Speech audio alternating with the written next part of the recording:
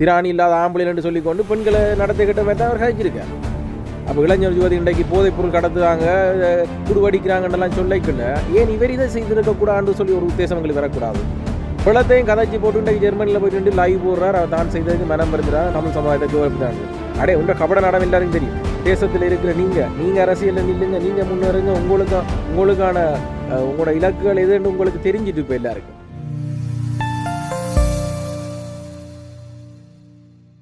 ஜெர்மனியில் போய்கொண்டு ஒருத்தர் லைவ் போட்டு தான் மன்னிப்பு கேட்டதாகவும், தான் ஒரு மனிதன் அதை மன்னிப்பு கேட்டனான், மன்னிக்கிறவன் மாமனிதன் என்று சொல்லி போட்டிருக்காரு. என்னத்துக்குன்னு சொன்னால், இந்த டிக்டாக் லைவ் வழியோ அல்லது இந்த யூடியூப் வழியோ வீடியோ போடி குளறி கொண்டிருக்கிறார்களுக்கு இல்லை, மற்ற இந்த தமிழ் சொந்தங்களுக்கு, அதாவது தான் பிரயோகித்த வார்த்தைகள் இவர்களுக்குத்தான். ஆனால் இந்த தமிழ் இனங்கள் தன்னையை கோவிச்சிட்டான். அதாவது நாங்கள் திசை திருப்பி, அதாவது இந்த டிக்டாக்ல நாங்கள் குளர்ற நாங்கள் திசை திருப்பி சனத்தின மனதை மாத்திரமாம் அவர் செய்தது தவறு இல்லை, அதனால் அவர் மனது நொந்திருந்தால் தான் மன்னிப்பு கோர்றதாக. இப்போ இந்த மன்னிப்பு கோரிக்கை என்னத்துக்குன்னு சொன்னால், இங்கே இருக்கிற சில பழசு கட்டியல் போல்டுகள் சில வேளை சொல்லியிருக்கலாம், தம்பி உனக்கு இருக்கிறது ஒரு அரசியல் மட்டும்தான், இந்த அரசியல் இல்லைன்னு சொன்னால் உன்னைய நாயும் கணக்கெடுக்காது இலங்கையில்.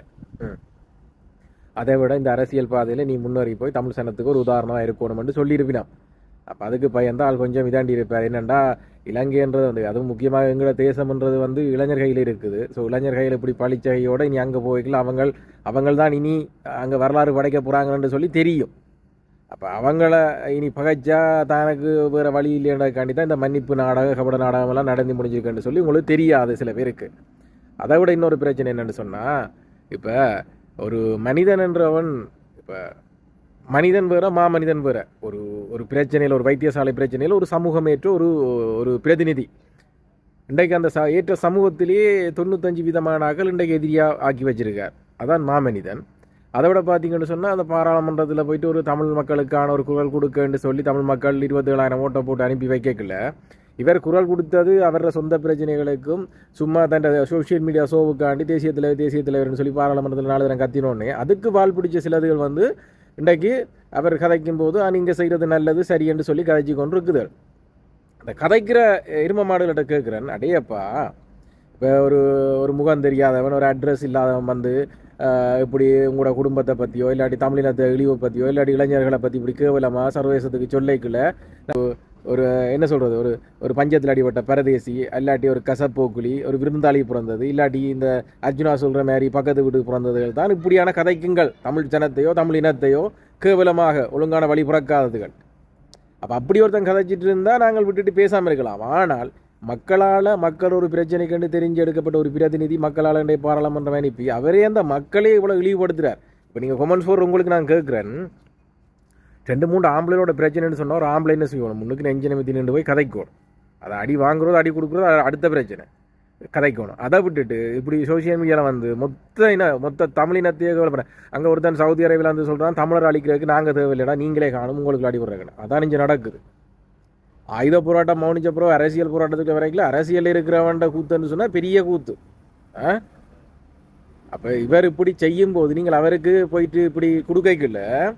இப்போ நான் உங்கள்கிட்ட ஒரு கேள்வி கேட்குறேன், ஒரு குடும்பத்தில் உங்களுக்கு திராணி இல்லைன்னு சொன்னால் பக்கத்து வீட்டு அங்களுக்கு நன்றி சொல்லுங்கன்னு சொன்னால் அங்கே நீங்கள் யோசிப்பீங்க உங்களுக்காண்டி தான் அவன் அந்த வசனத்தை பயன்படுத்துறான் இல்லையாடா. இந்த குடும்ப பெண்ணிட நடத்தையை அவன் தப்பாக சொல்கிறான், அதை விளங்கி கொள்ளுங்க. ஒட்டுமொத்த தமிழினத்தில் இருக்கிற குடும்ப பெண்ணிட நடத்தையை, அதாவது யார் இதை வழியாக விளங்கணும்னு சொன்னால், நான் அர்ஜுனா மாதிரி சொல்ல மாட்டேன், அர்ஜுனாவுக்கு பின்னால் நிற்கிற பெண்களுக்கு மட்டும், வேறு பெண்கள் இல்லை, அர்ஜுனாவுக்கு நிற்கிற பெண்களுக்கு மட்டும் நீங்கள் ஒரு கணம் யோசியுங்கோ, இவர் கதைக்கிறது இவர் செய்கிறது சரியானு சொல்லி. மன்னிப்பு கேட்டால் போல, இப்போ மன்னிப்பு கேட்டால் இவர் மன்னிக்கப்படுவார்ன்னு சொன்னால் எல்லா விஷயத்தையும் இப்போ நாங்களும் செய்துட்டு மன்னிக்கலாம், நாங்களும் மன்னிப்பு கேட்போம். மன்னிப்புன்ற சாதாரண விஷயம், நான் மரம் இருந்துக்கிறேன் மன்னிச்சு கொள்ளுங்கன்னு சொல்லி கேட்கலாம். இப்போ நானும் ஒரு சில விஷயங்களை கதைச்சி போட்டு சோசியல் மீடியாவில் மன்னிப்பு கேட்க முடியும், என்னால் ஏற்றுக்கொள்வீங்களா? முடியாது.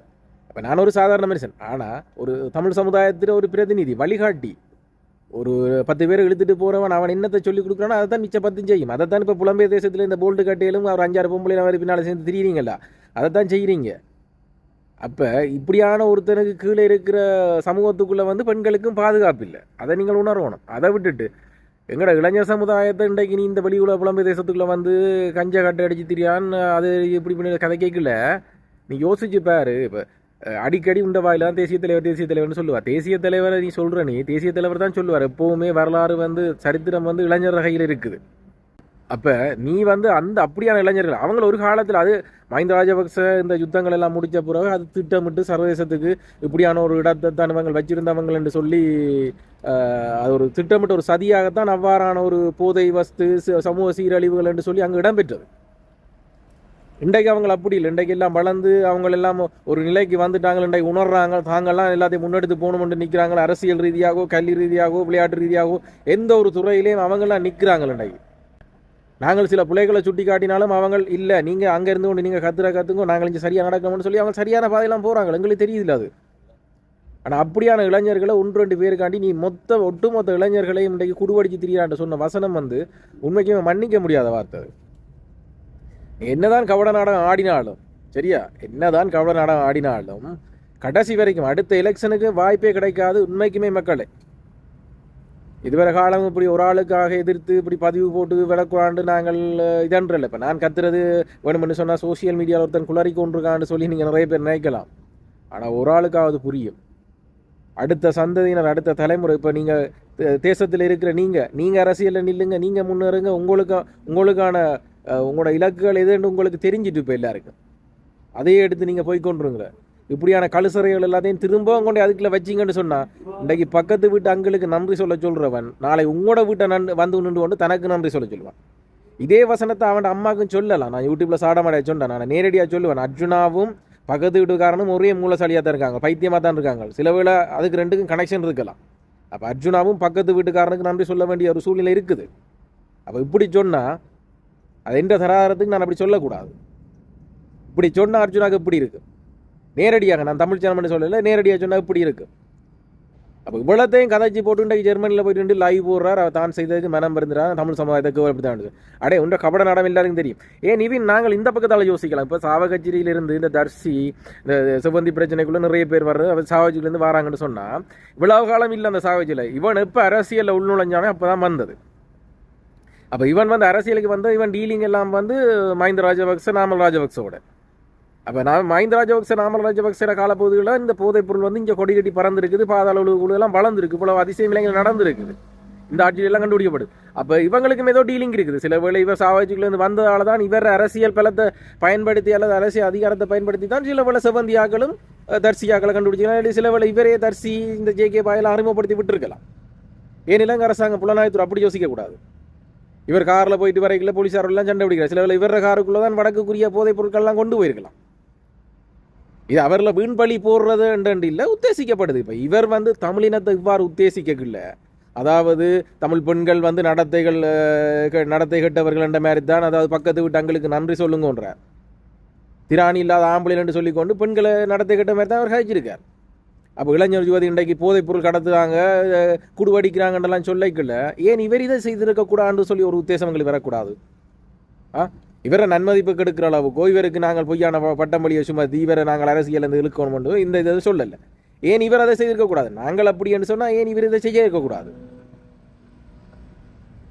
அடுத்த அரசியல் வாழ்க்கைன்றது இவருக்கு இதான், இது கடைசி அத்திவாரமாக இருக்கணும். இது அதுக்கு பிறகு அவர் அரசியல் வாழ்க்கை அவர் அரசியலுக்கே இருக்கிற தகுதி அற்றால். வேணுமென்று சொன்னால் அவர் ஒரு டாக்டராகவோ இருந்து அல்லது அந்த வக்கீலோட இருந்து வக்கீலாகவோ வேணுமென்று சொன்னால் அங்கே இருக்கிற சைக்கிள் கட்சியும் சங்கு கட்சியை எடுக்கும். அவருக்கு அதான் வேலை. தமிழினத்துக்குள்ளே வந்து தமிழினத்தை கேவப்படுத்தி இன்றைக்கு இலங்கையிலிருந்து சொல்லியிருந்தாலும் பரவாயில்ல, இலங்கையில் சொல்லியிருந்தாலும் பரவாயில்ல, உடனுக்குடனே சூட்டோட மருந்து கொடுத்துருப்பாங்க. இன்றைக்கு புலம்பெயர் தேசத்தில் வந்து நீ சொல்கிற நீ எவ்வளோ இடத்துக்கு கட்டுப்பட தெரியுமா? இங்கே நாங்கள் தமிழீழ போராட்டத்தை பற்றி கதைக்கிற விஷயங்கள் நாங்கள் கதைக்கிறதே ஒரு சில பேர் கண்ணு குத்துது. அப்போ நீ ஒரு ஒரு ஒரு பாராளுமன்ற உறுப்பினர், ஒரு பிரதிநிதி தமிழினத்துக்கு ஒரு ஜெனிவாக்கு வந்து இந்த இப்படி ஒரு தீர்மானத்தை நிறைவேற்றெல்லாம் ஒரு பொய் புரட்டெல்லாம் சொல்லி தெரியல. நீ யோசிக்க தேவையில்லையா? நம்ம இதையே இப்படி செய்கிறோம். அப்போ இந்த வார்த்தைகள் எல்லாம் சர்வதேசத்துக்கு எடுபடைகள் இது சில பேர் காதுகளுக்கு கட்டுப்பட்டு நாளைக்கு எங்களோட போராட்டங்களை கேவலப்படுத்துவாங்க, தமிழ் தேசத்தை தமிழினத்தை வந்து கேவலப்படுத்துவாங்கன்னு நீ யோசிக்கிற இல்லையா? ஏதோ பெரிய நீ தான் அந்த இலங்கையில் படித்த ஒரு ஆள் மாதிரி இப்படி வந்து இப்படி புலம்பி கொண்டு திரியக்குள்ள ஒட்டுமொத்த இனத்தையும் சீரழிச்சு போட்டு சாதாரணமாக சொல்கிறான் மன்னிப்பு கேட்டுட்டான்றது.